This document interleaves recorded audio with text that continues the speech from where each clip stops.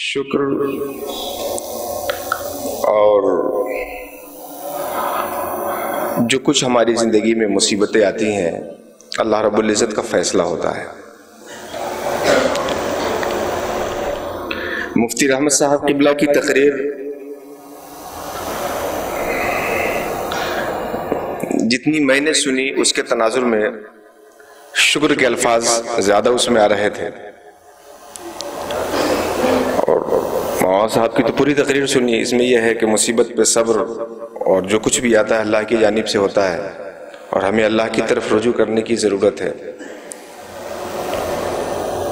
تو شکر اور صبر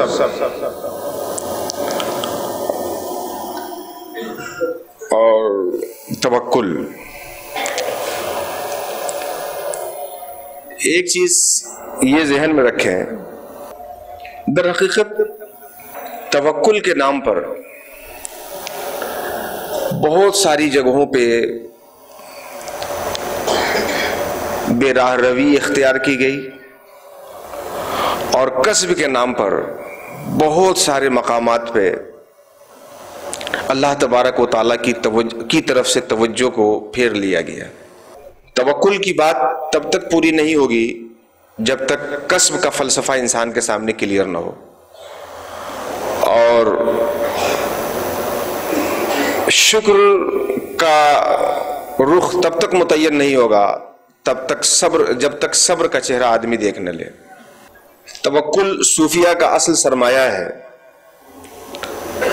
توکل زندگی کا اصل لطف ہے، اور اگر مختصر طور پہ آپ توکل کو یہ سمجھنا چاہیں کہ جس رب نے بغیر مانگے بغیر کہے زندگی دی ہے، ہم نے اپنے رب سے دعا نہ کی تھی کہ مجھ کو دنیا میں بھیجنا اور میرے لیے زمین بنانا آسمان بنانا، زمین بنانا آسمان بنانا، یہ سجانا وہ سجانا، ہم نے کچھ نہیں مانگا تھا۔ بغیر ہماری دعا کے، بغیر ہماری گزارش کے، بغیر ہمارے کہے اللہ نے دنیا کو خوبصورت سجا کر کے ہم کو اس میں بھیج دیا۔ ہمارے کہے بغیر اس نے ہمیں زندگی دے دی، ہم اس کے کہنے سے اپنی زندگی اس کے نام کر دیں۔ ہمارے کہے بغیر اس نے ہمیں زندگی دے دی اور ہم اس کے کہنے سے، مکلف بنانے سے اپنی زندگی اس کے نام کر دیں۔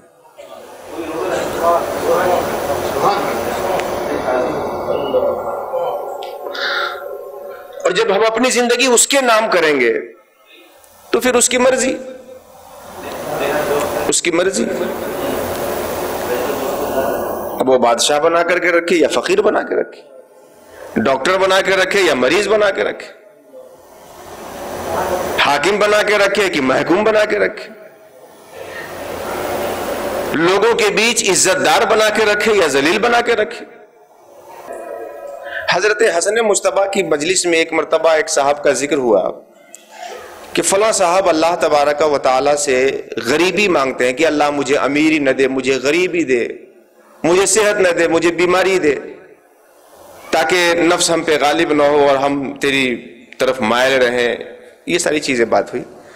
حضرت حسن مجتبیٰ ان کی بات کو سن کے کہتے ہیں کہ وہ فلاں صاحب کا دستور ہوگا، فلاں صاحب کا رویہ اور مزاج ہوگا، میں تو اللہ تبارک و تعالیٰ سے نہ امیری مانگتا ہوں نہ غریبی مانگتا ہوں، میں تو اللہ رب العزت سے نہ صحت مانگتا ہوں نہ بیماری مانگتا ہوں، میں تو ہر لمحہ یہ مانگتا ہوں کہ مولا تو جو کچھ میری زندگی میں دے اس سے راضی رہنے کی توفیق عطا فرما دے، جو کچھ تو میری زندگی میں دے۔ میں کون ہوتا ہوں اپنی زندگی کے لیے مانگنے والا؟ ہمیں تو پتہ ہی نہیں کہ کیا مفید ہے کیا مضر ہے ہمارے لیے۔ تو جو کچھ ہمیں زندگی میں دے اس پہ ہمیں راضی رہنے کی توفیق عطا فرما۔ حضرت سعد ابن ابی وقاص مستجاب الدعوات صحابی، جلیل القدر صحابی، ایک موقع پہ اللہ کے رسول صلی اللہ علیہ وسلم نے حضرت سعد کے لیے دعا کی تھی کہ اللہم استجب لسعد، اے اللہ سعد کی دعائیں قبول فرما لے۔ دعائے نبوی کا اثر ہوا کہ سعد جو دعا کرتے اللہ ان کی دعا کو قبول کر لیتا۔ سعد مستجاب الدعوات ہو گئے۔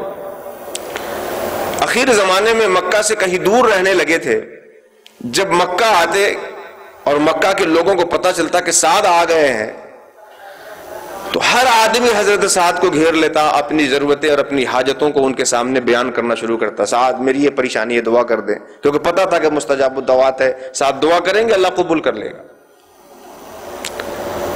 اخیر زمانے میں جب سعد مکہ آتے ہیں تو ان کی آنکھ کی روشنی کمزور ہو گئی تھی، دیکھنے میں بڑی دقت ہو رہی تھی. مکہ کے لوگوں کو خبر ملی کہ سعد آ گئے ہیں، سب لوگ حسب معمول گھیر لیتے ہیں اور دعائیں کرانے لگتے ہیں. حضرت سعد کی خدمت کرنے والوں میں سے کسی نے ایک مرتبہ پوچھ لیا کہ حضور آپ کی دعائیں سے اللہ مکہ والوں کی ضرورتیں پوری کرتا ہے، اللہ تعالیٰ سے اپنی آنکھ کی روشنی کیوں نہیں مانگ لیتے؟ آپ کی دعاؤں سے اللہ رب العزت ہر حاجت مندوں کی حاجت پوری کرتا ہے، آپ کی دعائیں اللہ رد نہیں کرتا، تو آپ اپنے آنکھ کی روشنی اللہ سے کیوں نہیں مانگ لیتے؟ حضرت سعد کہتے ہیں کہ مجھے اپنی آنکھ کی روشنی سے کہیں زیادہ میرے بارے میں اللہ کا جو فیصلہ ہے وہ پسند ہے. مجھے آنکھ کی روشنی سے کہیں زیادہ میرے حق میں جو اللہ کا فیصلہ ہے وہ محبوب ہے. اگر اللہ چاہتا ہے کہ سعد کی آنکھ کی روشنی نہ رہے تو ہزاروں آنکھیں اللہ کے فیصلے پہ قربان کرنے کو ساتھ تیار ہے.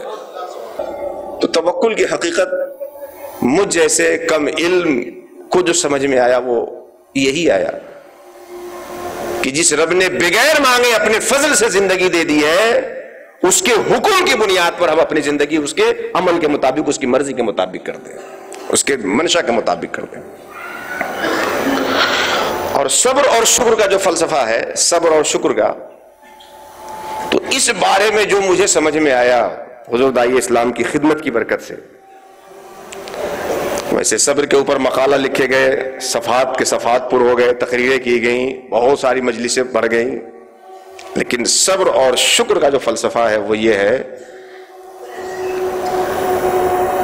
کہ شکر کا ظاہر یہ ہے کہ ملنے کے وقت آپ اللہ کے راستے میں خرچ کیجئے، ملنے پہ آپ الحمدللہ کہیے، لیکن شکر کے اندر روح تب تک داخل نہیں ہوگی جب تک مصیبتوں پہ صبر نہ کیا جائے. شکر تب تک ناقص رہے گا جب تک مصیبتوں پہ صبر نہ کیا جائے. مصیبتوں پہ صبر نعمتوں کا صحیح شکر ہے. مصیبتوں پہ صبر نعمتوں کا صحیح شکر ہے. آپ نے دیکھا ہوگا کہ ایک آدمی کسی کے ہاں نوکری کرتا ہے، سروس کرتا ہے، 1000 10,000 20,000 روپے اس کو ملتا ہے، بڑھا کے بھی مل جاتا ہے. تو اس کا ایک شکر تو یہ ہوا کہ وہ پا رہا ہے تو اپنی ذمہ داری نبھا رہا ہے. لیکن ان نعمتوں کا صحیح شکر یہ ہے کہ اگر وہ اس کے اوپر کچھ زیادہ کام ڈالے، کچھ حاجت کے وقت، پریشانی کے وقت، کچھ مصائب کے وقت اس سے زیادہ محنت لینا چاہے تو وہ اس پریشانی میں اس کے کام آ جائے اور جو چاہتا ہے اس کے منشے کے مطابق وہ کر لے، تو معنی یہ ہوگا کہ واقعی ہم نے جو نعمتیں دی تھی اس نعمتوں کا صحیح شکر اس نے آج ادا کیا ہے. اور اس لالچی دنیا میں اس فلسفے کو زیادہ کلیئر کرنے کی ضرورت ہی نہیں. آپ خوب سمجھتے ہیں کہ پلہ تبھی جا کر کے ہم وزن ہوگا جب نعمتوں کو ملنے کے وقت جیسے خوشی ہوتی ہے، مصیبتوں کے آنے کے وقت اس خوشی کو دوبارہ پھر سے پڑھ لیجئے. میں اپنا ایک تجرباتی فارمولہ آپ کو بتاؤں، اور میں سمجھتا ہوں کہ اس ناقص فارمولے سے ہمارے احباب کو بڑا فائدہ ہو جب میدان میں جائیں. تو حضور داعی اسلام سے انتساب کی برکت کی بنیاد پر بسا اوقات ایسا ہوتا ہے کہ جب میں جاتا ہوں تو میں جس لائق نہیں ہوں اس سے زیادہ لوگ میری عزت کرتے ہیں. تو اس وقت تو بڑا اندر سے گدگد ہوتا ہے، واہ صاحب کیا کہنا. لیکن جب نوازشات کی بارش کرنے والے کے علاقے سے گزر ہوتی ہے، جب الفاظ کی بندش میں جکڑے ہوئے علم اور دستار کی سندوں اور کاغذات کے رکھنے والوں محلوں سے گزر ہوتی ہے، جو حقیقت سے آگے بڑھ کر کے مجاز کے حسن سے ناواقف ہوتے ہیں اور مشترک کے چند متعدد معانی میں سے جس کے وہ اسیر ہیں اس کے آگے سمجھ سے معذور ہوتے ہیں، جب ان کی محل سے گزرنا ہوتا ہے اور ان کی نوازشات کی بنیاد پر دل ملول ہوتا ہے تو مجھے اپنے دل کو کہنے میں بڑا مزہ آتا ہے کہ جب ہاتھ چوما جا رہا تھا تو بڑا مزہ آ رہا تھا، اور یہاں نوازشات ہو رہے ہیں تو ملول ہونے کی ضرورت نہیں ہے۔ وہ ہاتھ چومنے کا کفارہ یہی ہو سکتا ہے کہ حاسدین کے حسد کو قبول کیا جائے۔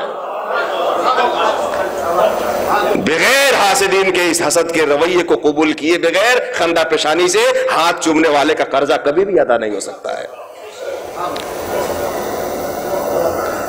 تو صبر اور شکر تو دونوں ایک چکی کے دو پارٹ ہے، اس کے بغیر کیسے نفس کا جاتا پیسے گا، آٹا پیسے گا۔ صبر اور شکر تو اس طریقت کی گاڑی کے دو پہیے ہیں، بغیر اس کے کیسے آگے بڑھ سکے گی۔ اللہ رب العزت کی بارگاہ میں دعا ہے، میں حکم کی تعمیل کے لیے اپنے اوپر جبر کرتے ہوئے میں نے اتنے کلمات آپ کے سامنے کہے ہیں۔ حضور داعی اسلام سے گزارش ہے کہ اگر حکم کی تعمیل ہو گئی ہو تو اجازت ہو جائے۔ اللہ رب العزت حضرت کے داعی کو سلامت رکھے، اور ہم سبوں کو جس راستے پہ چلنے سے وہ راضی ہوتا ہے اس راستے کا مسافر بنائے رکھے، آمین۔ وما علینا الا البلاغ المبین۔ السلام علیکم۔